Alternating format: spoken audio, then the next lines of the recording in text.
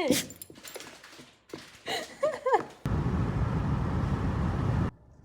Get it. Get it.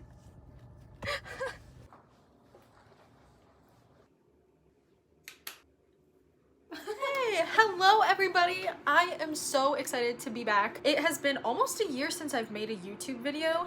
I have so many things to catch you up on, but I'll probably make another video explaining why I'm in Colorado, what happened to LA, what I'm doing, and all of that. But I'm just gonna have fun in this video because that is a lot emotionally, and I am just not prepared for that right now. I am making a comeback with this video, my end of the year recap of my favorite film and television series of 2022. I don't actually have exactly 22, so don't come at me.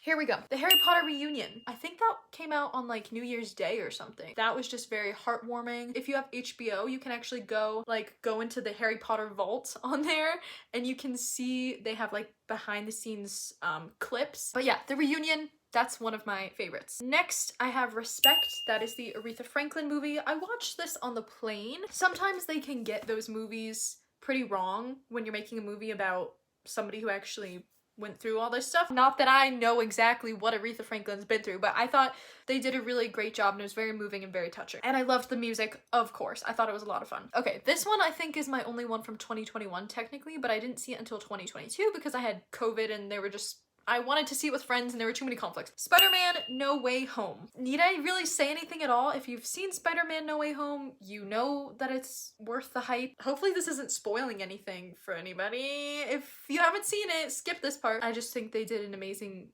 job having all three Spider-Mans connect. I mean, that was exactly the way to do it and I thought it was funny. It was just perfect. Next up we have The Batman. I am not a big Batman person, but I enjoyed the movie. It's not my favorite thing ever, but it made the list. Next up we have Everything Everywhere All at Once. I saw this in a theater by myself. I cried at least 5 times. But I could not tell you what the movie exactly was about. I could not tell you what happened. I would have to watch it a couple more times. It was like a mother-daughter story. I mean, it wasn't like cheesy. It just, if you've seen it, I mean, you know. It was just everything, everywhere, all at once. Next up, we have Sex Lives of College Girls. The new season 2, came out this year. I was also in that because I started background acting this year. It's just fun to watch. I love a good party scene. I love things that take place in college because I just think it's a lot of fun to watch. Next up, we have Stranger Things season 4. I remember watching season 1 of Stranger Things and I thought it was so well done. And then the very last shot was the shot of Will after he was brought back from the dark underside, what is that place called? The darkness, what is it called? What is that world called? The underworld in Stranger Things. Oh my god.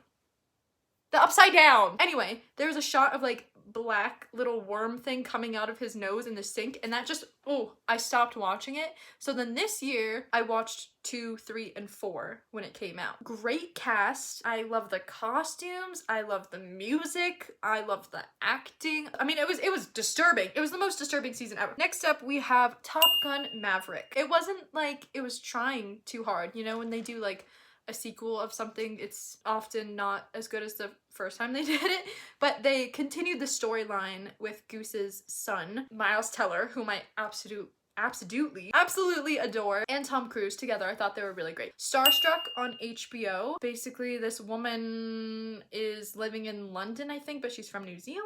She somehow starts dating this like famous actor. It's just really funny. It makes me laugh out loud. I need to continue watching it. Next up, we have Purple Hearts. This is a cute little rom-com. Girl who's like a singer working at a bar, marries this guy in the army? No, Navy, because she needs benefits. And it's actually really cute. Next up, we have Schmigadoon. Very predictable, but I just love a good little musical and it had so many wonderful actors. I just thought it was really funny and really entertaining. Next up, we have The Empress. I accidentally found this on Netflix. It is a German series about Empress Queen. It's literally called The Empress. She falls for this emperor. I've only watched a couple episodes, but I thought it was really well done. Next up, my favorite, most enticing binge watching series of this year was Who's the Mole? Every episode I kept thinking, oh my gosh, this person has to be the mole. Nope. Next episode, this person has to be it. Nope, they get sent home. This person, it's gotta be this. Just took my mind on a journey. I mean, maybe I'm just not very smart at guessing like who's playing them, but also they only show certain clips and things. So even if it was obvious, they didn't show that. Next up, I have House of the Dragon. I think this was probably one of the most watched series of this year. Prequel to Game of Thrones. It was very spicy. Spoiler alert. Skip it if you haven't seen it. I don't know the names of anybody, but when that blonde kid's dragon ate the little boy dragon, oh my god. We all knew that was gonna happen, okay? We all saw it coming, but it was still just as jarring. Whew. It's one of those shows where I'm like afraid to admit that I like it because there's so much nudity and there's so much like questionable things, but it was very well done. What can I say? Okay, next up we have The D'Amelio Show season 2. Again, one of those things that I'm a little embarrassed to admit that I love. In the age of TikTok and content creating and the rise of influencers, who doesn't want to know about the inside life that they all lead? Next up we have the policeman, My Policeman, with none other than Harry Styles himself. I mean, it was a very predictable movie, similar to a lot of other movies that showcase like a gay star-crossed kind of love. Nothing surprised me, you know? It was like, oh, he hides the fact that he's gay from his wife, but he marries her anyway and doesn't choose him because of society. But I still thought Harry Styles was great. And it made me cry. It made me very emotional. So, I mean, if something tugs on my heartstrings, that's it. Like, that's what movies and things are supposed to do. It's supposed to make you feel something. So if you made me feel something, good job, because that's what your job was. Next up, my obsession of the last couple of months, White Lotus season 2. The same time the first season of White Lotus came out, Squid Games also came out, and I thought that was like the same style of like suspense, and they did it so much better than White Lotus did. But this season was a little more enticing to me. I don't know what it was. I think the characters were less annoying. I mean, I still don't really like the dialogue. It's like a lot of talk with like little action. I enjoyed anticipating what was gonna happen next, and I looked forward to every Sunday night. So there is something to be said about that. It just isn't like mind-blowing. Next up we have Where the Crawdads Sing. I tried to read it and I just couldn't get past the language, but then when I watched the movie, so good. I cried, of course. It made me feel things. And then last but not least, we have National Treasure: Edge of History. It's on Disney Plus, so it's slightly cheesy, but if you like the original National Treasure movies, you will like this series because it's a very classic treasure hunting kind of storytelling. I don't know what it is about treasure hunting and going on an adventure, but it's just so thrilling to me to watch that unfold. And also, I feel like the character is very compelling as well. So those are all my top TV shows and movies of 2022. And now I'm going to list some honorable mentions because this year I did make it a habit to watch some classics. I just had to mention my favorites. This year, for the first time ever, I watched Sophie's Choice. Oh, that racked my heart. It rocked it. Water was sloshing around every which way.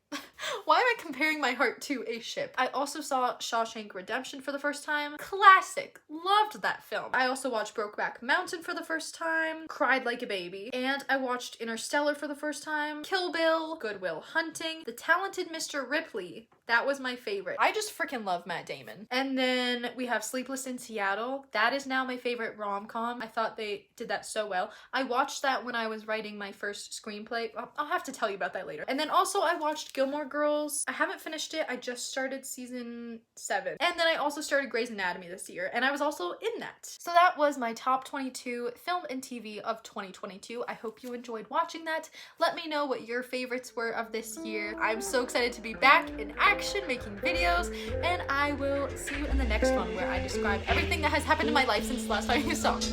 Okay, good night.